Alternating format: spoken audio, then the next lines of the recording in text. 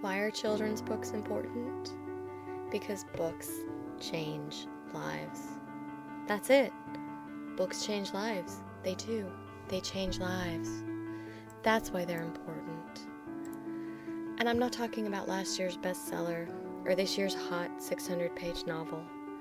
Not some long-winded exposition of class or social mores, not all 7 volumes of remembrance of things past. Children's books change lives. The only difficult part of that, if there is one, is you probably won't ever know which book it was or which kid. But who cares? Books change lives.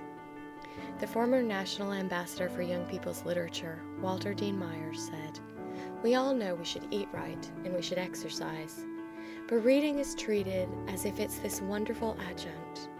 We're still thinking in terms of enticing kids to read with a sports book or a book about war.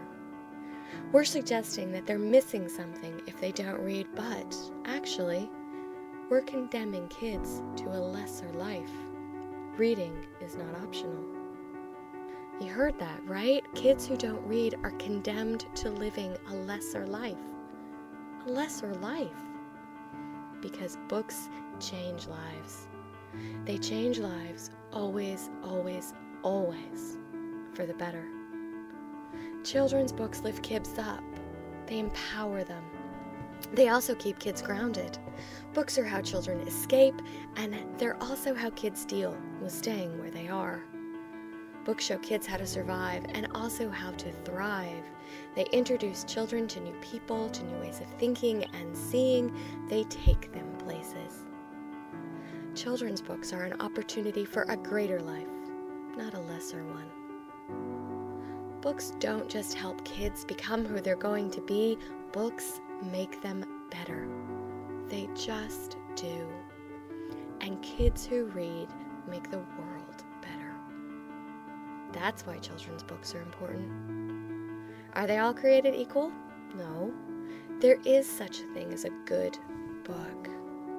But the truth is that good books come in all shapes and sizes and colors, all subjects and themes and genres. They come filled with all kinds of people and experiences and emotions and happenings, just like the kids they're meant for.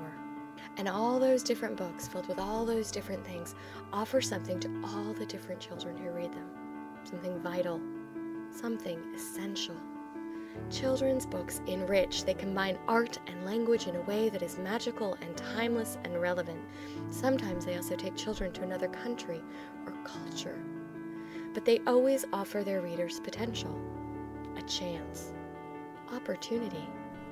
Kids with books have better opportunities, more opportunities, measurably better and measurably more than kids without. Children's books are not optional.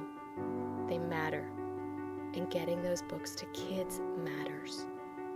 Helping a child find the book, whichever one it happens to be, the book that will make a difference, the book that starts everything, matters. Oftentimes, but not always, the book is fiction. Stories. When we say reading is not optional, when we say books matter, that they change lives, that's not just nonfiction, not just facts, but stories. Because fiction speaks to children. There's a reason children's book authors get hundreds of letters and emails from kids. Fiction speaks to children. Every child has felt isolated, alone. The only person in the world who this has happened to, who feels like this, who hopes for this, dreams about this. Fiction says that's not true. It happened to this character, and it felt like this, and then something. It's about recognition, recognizing yourself and the people around you. Fiction speaks to children. It comforts, it challenges, it confronts. It's about providing a community. And it's about starting the conversation. Because bringing books and children together starts with reading aloud, starts with questions and pointing and talking and turning the page. Starts with meeting new people, hearing their stories, sharing your own. Then it continues. But first, and maybe best, books are a conversation. Reading books is not an option. Without reading, without books, without stories, where do you go? What kind of conversations are you left with? kind of imaginations. Who are your heroes? What do you dream about, and where, to what, and to whom do you aspire?